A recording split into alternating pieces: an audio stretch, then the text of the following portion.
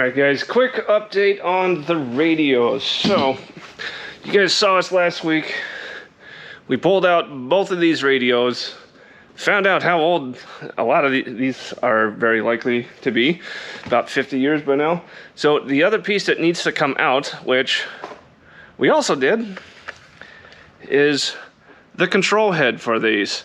So in order for these to get sent out for testing, that had to come out too, because they have to get tested together.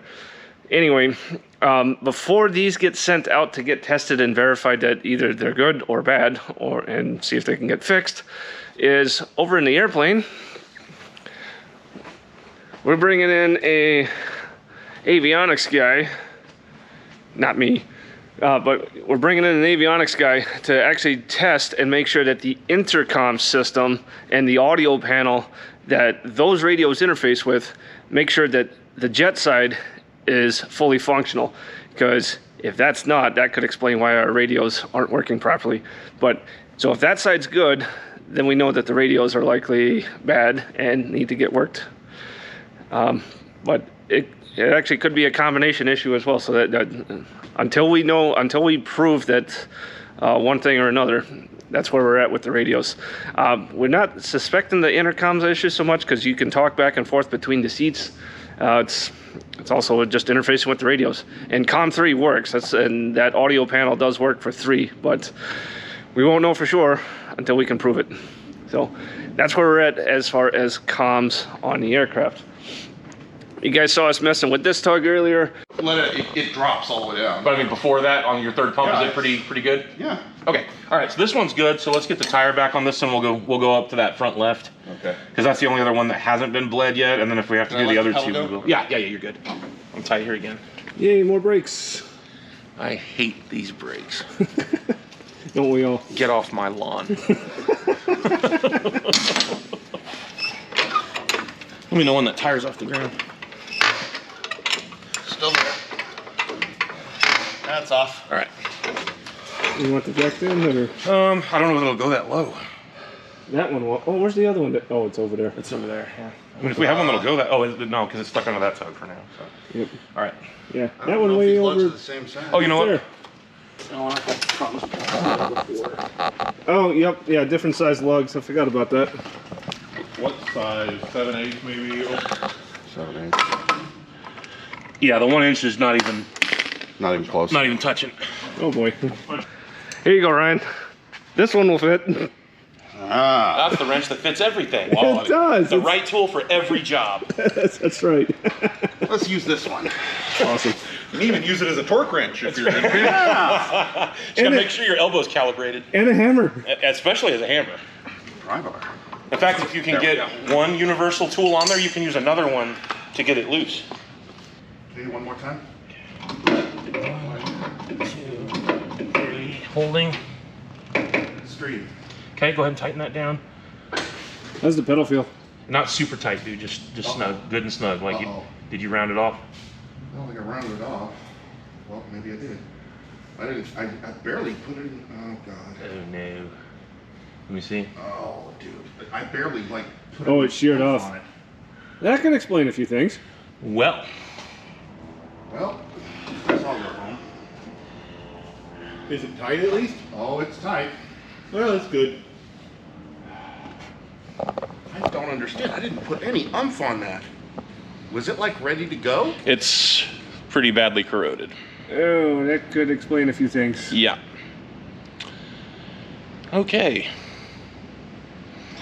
Well, pump the pedal, see if anything squirts out. Yeah, let me know if it leaks. No, go ahead. Anything? Nothing. It's at least usable. So that was a one-use item, apparently. Way to go, buddy. I hate this tug. This has become a pain in our ass. Me and this tug are not besties right now. Well, thankfully that's not a problem, so we can just... This one actually stops now. Before, like, you could be leaning on that brake pedal and it would still creep forward when the transmission was in gear. Doesn't do that now, so that's good. We did shear a bleeder screw, so we're gonna have to keep an eye on that, and if it does anything weird, but that's gonna get fixed. That's on the list.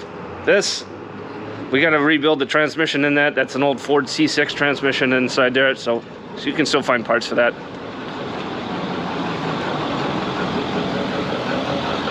And walk down a little further. We got some more. So where we're at right now is we're also doing a lot more with the ground servicing equipment.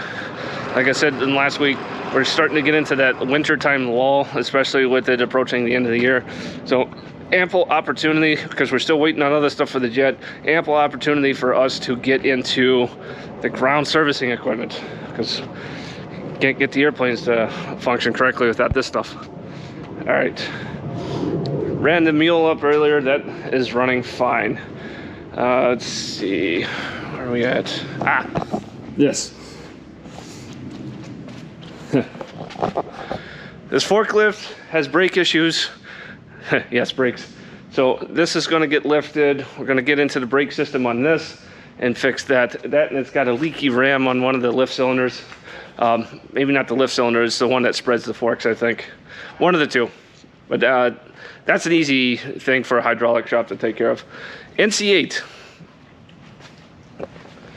We did get the overvolt protection relay in.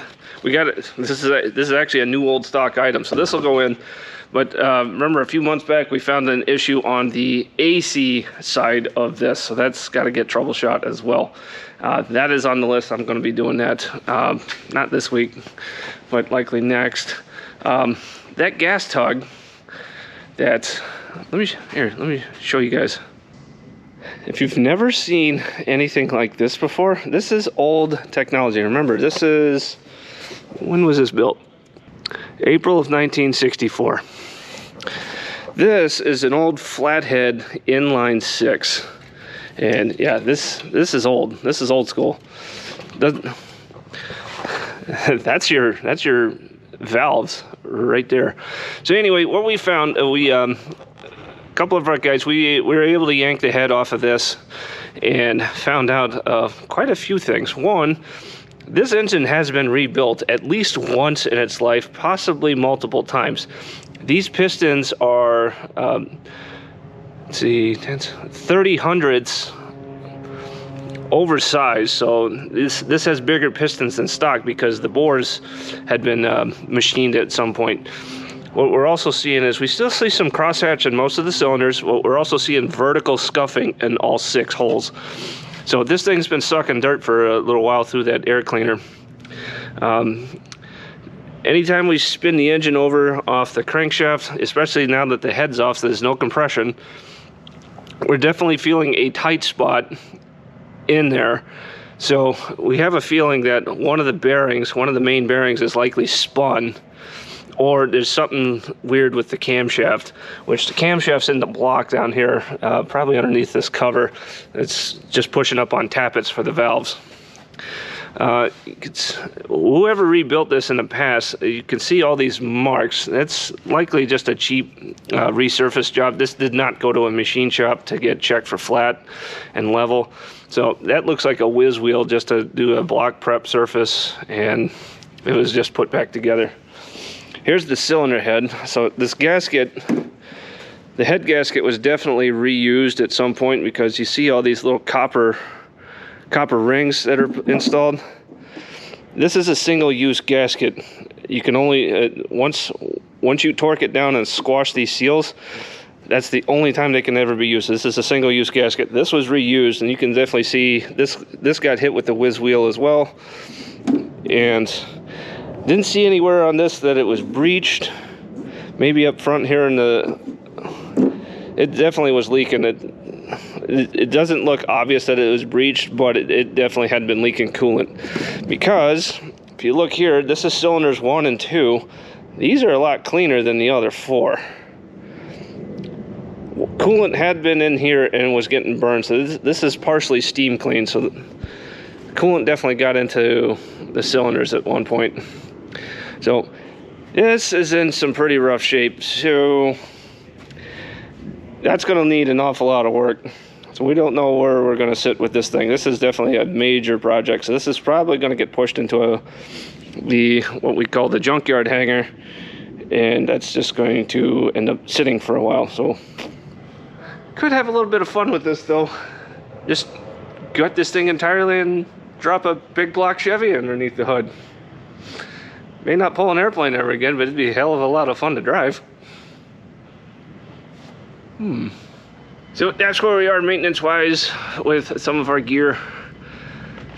Not the most glamorous of jobs to do here at the hangar, but it's definitely important because we want good functioning ground power equipment, especially the ability to tow an airplane safely and also power it and get it running safely. Because remember, next few months we want to be able to get the F4 back in the sky. So that's where we're at with some of this. It's one of those necessary jobs. So anyway, thank you all for tuning in, guys. Appreciate that, and we'll see you next time.